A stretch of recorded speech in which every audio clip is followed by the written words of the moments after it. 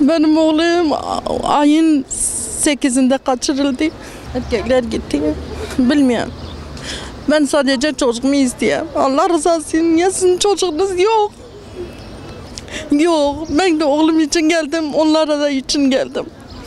Ciğerdir yani.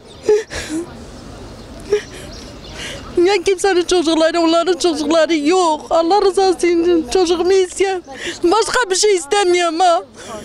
Çocuğumu istiyorum, çocuğumu istiyorum, çocuğumu istiyorum. Çocuğumu bana versinler.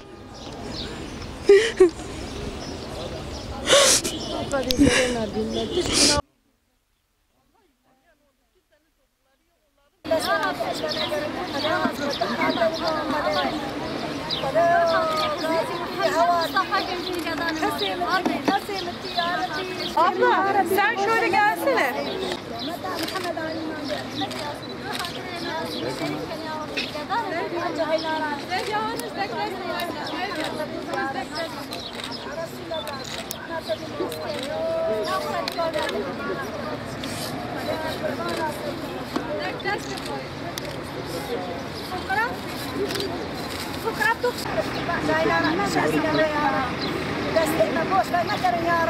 Amin. Amin. Amin.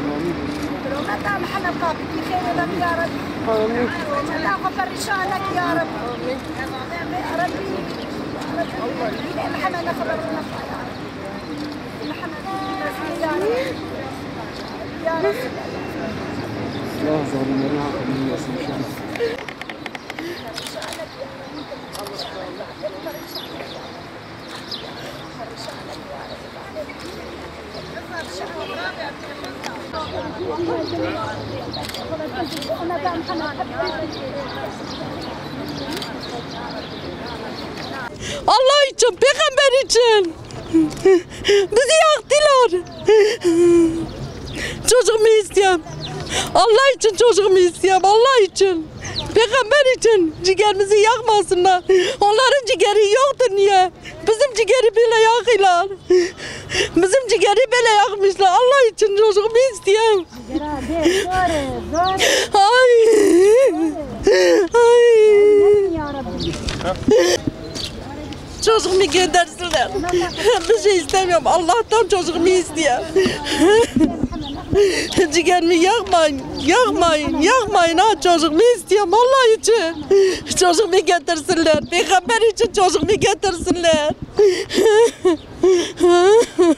Benim kocam hastadır, kocam iş yapamıyor. O çalışıp size mi bakıyordu? Bize bakıyordu valla. Ne kını yemeyeyim, bize bakıyordu. Çocuklarım hepsi küçük. Kocam hastadır. Kocam inşaatta düştü. Ne böbrek var, ne ciğer var, ne dalak var. Hiçbir şeysi yok. Hiçbir şeysi yok. Allah için benim çocuğumu getirsinler. Babasına sır çıksın.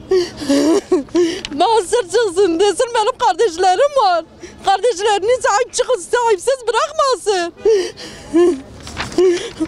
Anasını sahipsiz bırakmış. Allah için çocuğumu göndersinler. Allah için, peygamber için, Allah rızası için.